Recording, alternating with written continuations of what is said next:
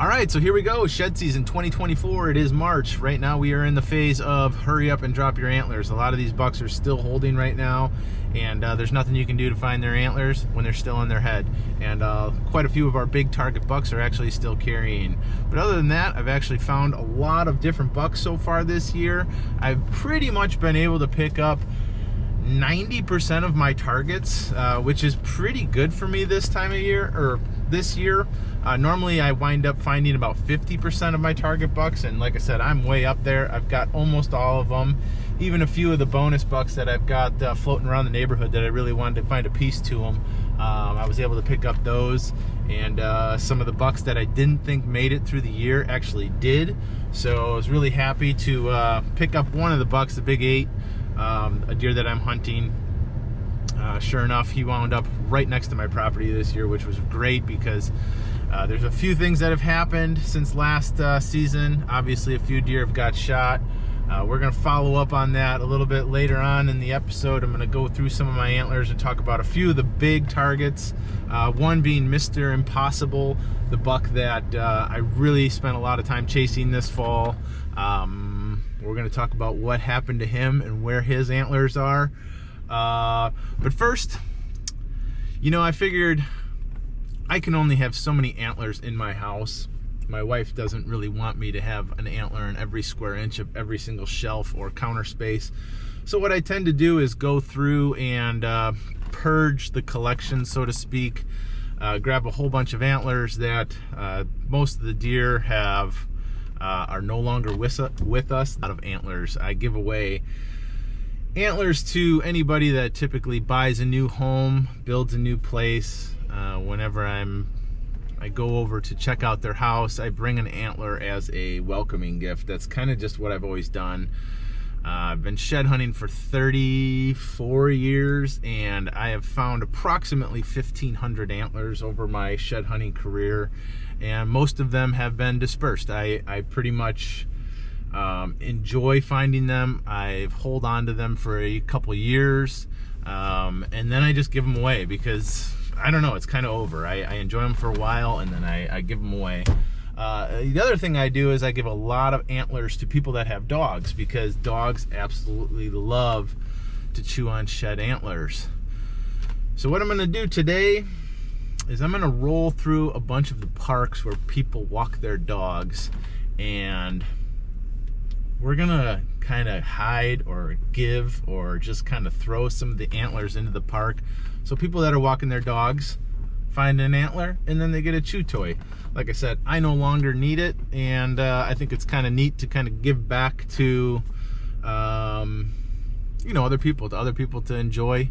I think if you're if you own a home and you have one antler sitting on your shelf somewhere, I think it's cool. It's always a great topic of conversation, and I know that because I've given so many away that people love to just chat about maybe how they found it or how I found it, either in their yard or whatever it may be, but it's kind of cool.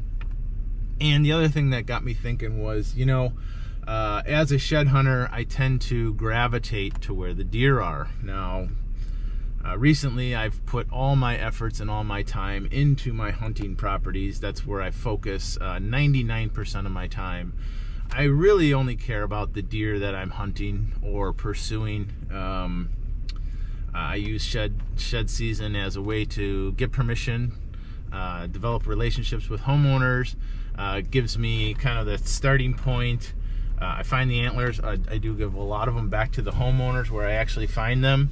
And then, you know, from there, I'm obviously trying to pursue hunting rights, and that's kind of the game for me. That's what I really find to be enjoyable, is finding the buck, getting the permission, actively pursuing the buck, and then, you know, you go until the deer's dead, or you know, whatever. You just keep on moving on to the next one.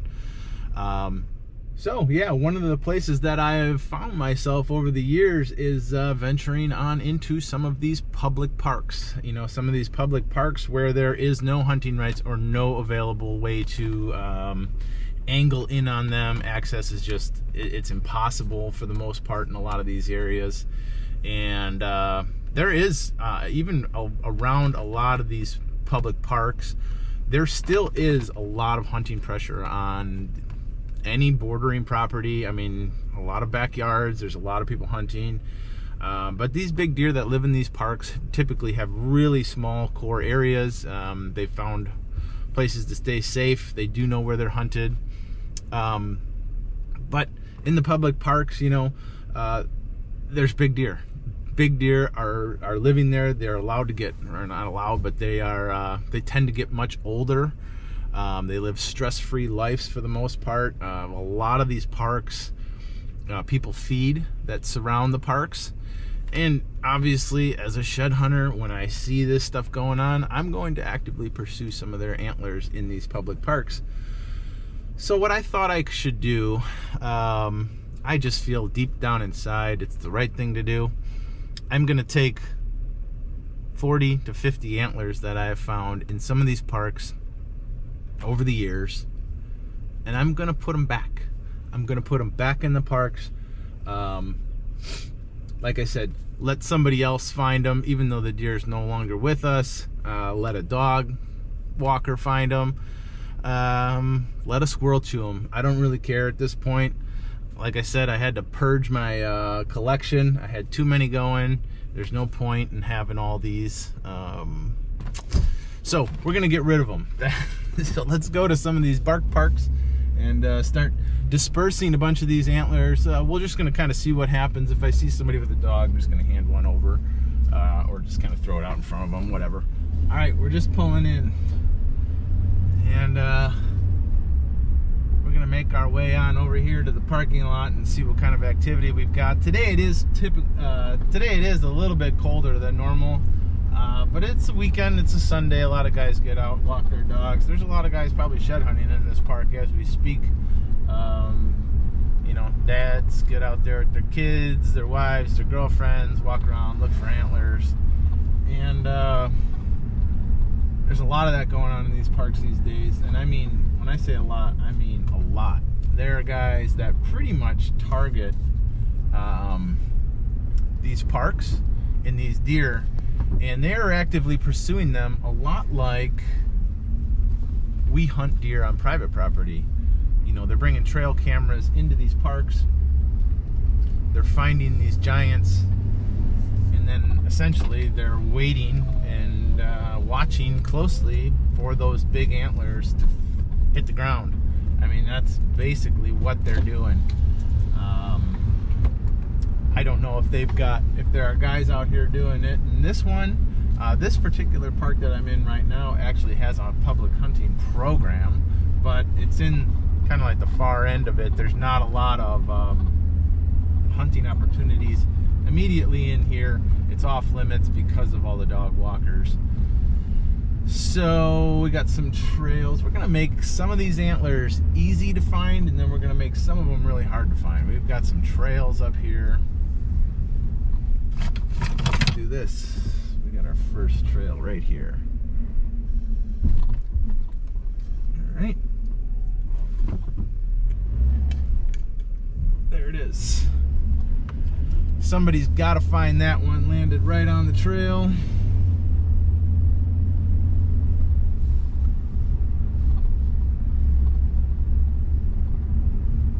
Got a couple people hanging out in their cars. We'll hit the other side. I don't really necessarily want people to see that I'm doing this. You're gonna have to watch the channel to find out where these came from. Here's another like kind of bald spot area. We'll take this one and chuck this one out there. Yeah, great spot for an antler. There's another one. This is kind of funny. You know what? It might make somebody's day finding an antler. they're probably going to think this park actually has a lot more deer than it really does. And I can tell you from experience, there's not that many deer in here. I mean, there's a few. I mean, there's probably in a 300-acre park, I don't know, maybe 50. Maybe 50. We're going to make this one a little bit harder. This deer, actually, I shouldn't even throw this shed away. But this deer is a big buck I call shovel buck. It has a 2-year-old or a 3-year-old. Let's chuck this one. I would love to stick around and see people's reactions when they find these, but I figured it would probably be not the greatest idea to videotape people that don't want to be videotaped. I don't want to spoil it either. You know, there's a lot of people that tell you what, when you stage an antler, people tend to get upset. And I can tell you that from experience because I used to stage a lot of antlers for my kids. And then my kids learned how to use my phone. And then they'd find the actual picture where I found it. And then they were never happy with me. So I stopped staging antlers a long time ago. And at the same time, they haven't found many over the years. But here, this is what this looks like.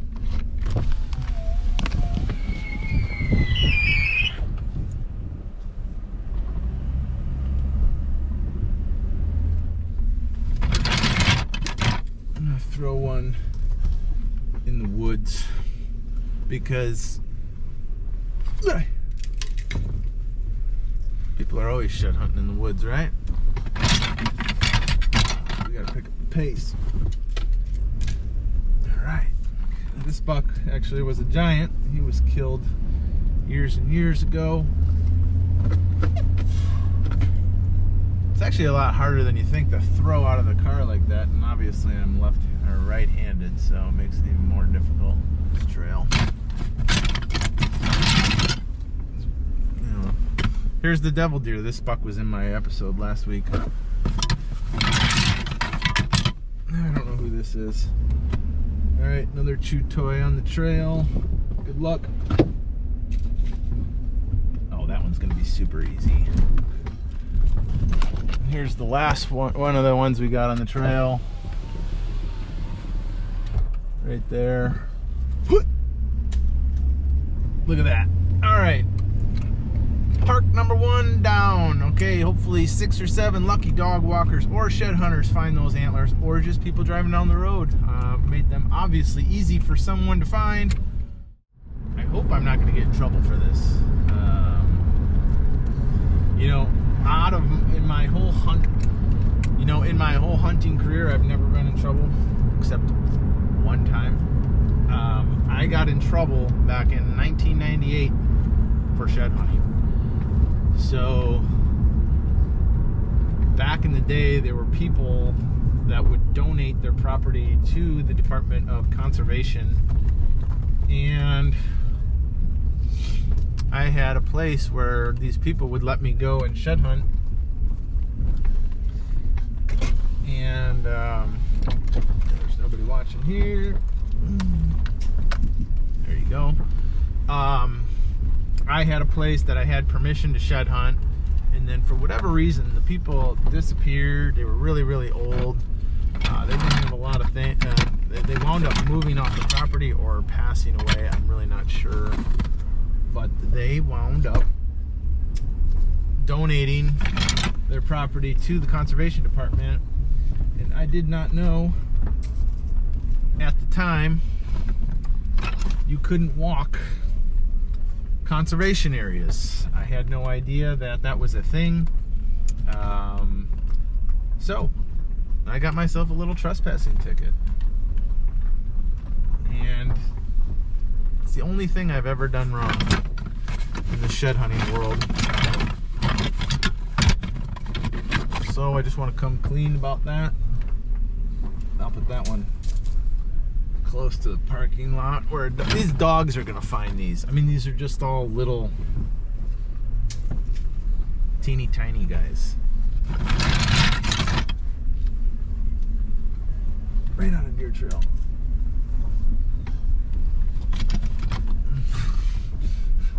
Or somebody's gonna get in here and think they found the mother lode. They're gonna find one antler and then they're gonna be like, oh my gosh, look at all these antlers. And hey, good for you. It might start your little shed hunting addiction. Oh, there's some people wearing camo. I'm pretty sure. Oh, this one's got rubber on it. That wouldn't make sense to throw that on there. All right. So that was about 5 more antlers.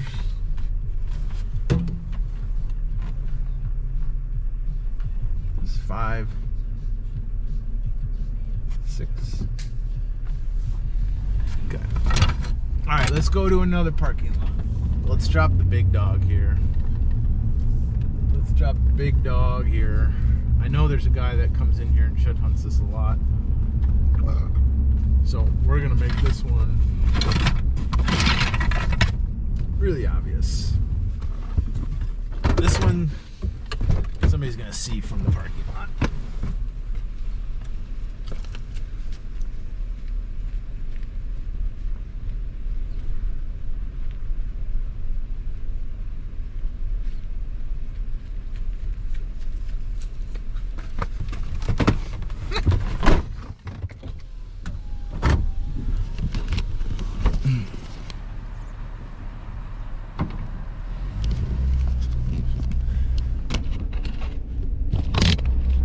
That'll make a good mantelpiece or a good chew toy.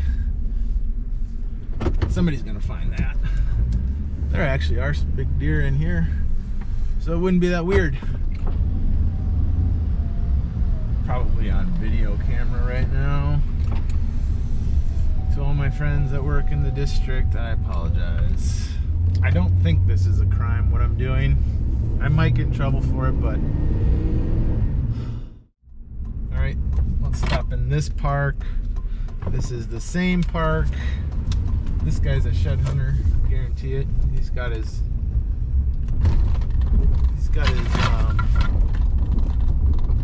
oh, he's even here from out of state. A lot of guys do this. He's shed hunting. He's got his buck carrier. 1, 2.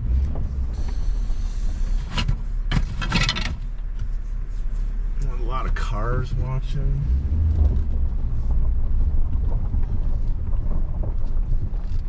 3. We'll head down to one more parking lot and get rid of the rest of these. We'll put them in more wooded areas. Then it looks legit. So when people find them, I mean, it doesn't matter because people see deer everywhere in these parks. These parks are, I mean, the deer are tame. You know, when you get into these parks, a natural deer, when you bump them, when you're hunting them out in the, you know, the fair chase wild areas, deer create a buffer between a human. So you bump them. Typically that buffer, what I've found in like huntable areas, is 100 yards. You bump them, they run 100 yards, they turn around and look, they wait, they'll try to figure you out. If you keep pursuing them, then they keep going and running away. Deer in these parks, the buffer zone is about 40 to 50 yards. That's really all they're gonna do as far as getting away from humans. They're gonna run about 40 to 50 yards away, and then they just kind of go back to doing what they're doing. Not to say they're dumb, they're just used to humans. That's just all there is to it. Access is the key. Most of these properties don't really have access, and honestly, there is some access in some of these parks to hunt these deer, but in my opinion, it's not really like the hunting that I want to pursue. It's just killing the deer, because you know, you're in a backyard, you're surrounded by people. All right, so this is actually where I did my hunter safety when I was 12 years old. So let's chuck a little one in here. This was I did my hunter safety class here when I was 12. So we're gonna get back. There's one.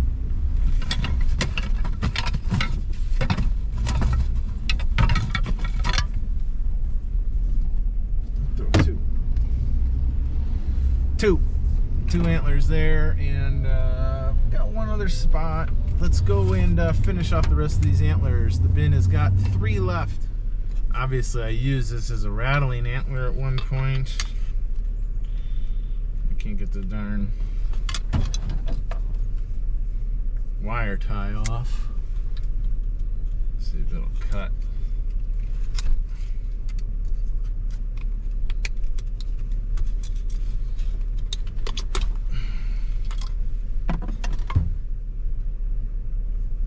All right.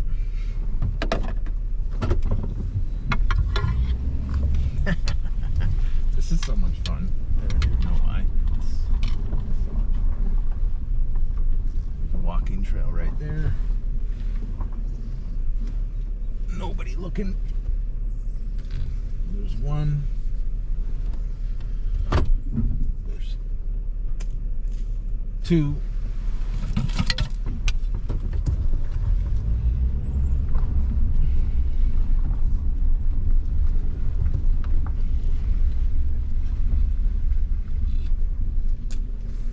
There's 3. 4. So all I have left in my bin is just this one. Now, I don't know why, but I'm just not going to throw that one out. But we've gotten rid of about 40 horns total. There's 1, 2. Obviously, we threw the rest of them out. But that was a lot of fun. And I'm hoping I'm gonna make somebody's day today by walking through the woods with their loved ones and finding some deer antlers and some sheds, and hopefully getting that same excitement that I get out of it when I find a big deer antler. And you know, shed season is not over for me at all. Beginning of the video, I figured I'd talk about some of the sheds that I'm not gonna throw out in the parks. Some of the big boys. What happened to Mr. Impossible? I've had a lot of people reach out to me. Hey, what happened to that buck? Where did he go? How come he didn't update us? Well, here's the update. Mr. Impossible, the big giant mega buck, was killed. Now, he was killed by one of my buddies, second gun season. As that deer was working his way to the property that I gained permission to hunt, he got shot second gun season. And it's just, I knew that was pretty much the case with that deer. It was going to take the whole season for them to run out of food where they were living in the middle of this swamp, and then they were going to have to make their way to the food, which is what I had. And December, whatever, 4th or 5th, they were making their way to me. And you know, luckily, this good buddy of mine shot him, and he is forever going to be graced on his wall. Normally, whoever shoots the buck, I give the sheds to. But I got like 5 sheds to this deer, and I've actively been searching for my match from last year. And I'm not giving the antlers up until I put that part to rest. They're not making any more of him. And where I found that antler last year was in that Phragmites swamp. And I'm just convinced that the other side is somewhere in those Phragmites. So I've been going all in and around through there looking for that antler, because I believe it's within 100 yards of where I found that my big side. So we're not going to do that. Other than that, target bucks, the big 8 or the big 10, he wound up dying as well. We don't know how. We think maybe he was gored, found by the water mid-November. My number 1 target buck, I wound up harvesting him. So I wound up getting lucky on my second target buck, but I actually shot the wrong deer. I shot, I think, a young 3-year-old, the deer that I had scouted all season. I figured him to be 3.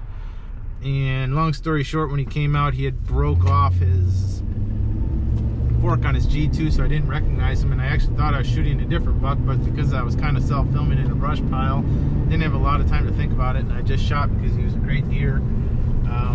But the buck that I was originally after did make it through. He's looking really good. He'll be a 4 or 5-year-old next year, and he's going to be an absolute stud. I found his shed. I'm probably going to go out and look for the other portion of it, or the other half to it, at some point. And then we've got a few other really big targets that we're going to try to pick up in the next couple weeks. Believe it or not, they're still holding the horns, so we're going to just let them be for now. And then we've got a couple little areas that we're going to target for permission. I've already been in a few of them 2 or 3 times so far, and the homeowners have kind of given me the nod. The one I'm really anxious to get into, there's not a lot of big bucks in there right now, but historically there's always been big deer in this area, and I found a decent set in there once, so we're going to go back and we're going to see if we can gain permission there. But it's been a great shed season so far. Hope you enjoyed this little episode. I thought it was kind of fun. Hopefully I don't get in trouble for doing this. I'm going to keep an eye on some of the local Facebook pages, see if anybody's saying anything. But most likely, if you find an antler in a park, today's Sunday, the 10th of March, you're welcome. You're welcome. Thank you. You're welcome. That was fun.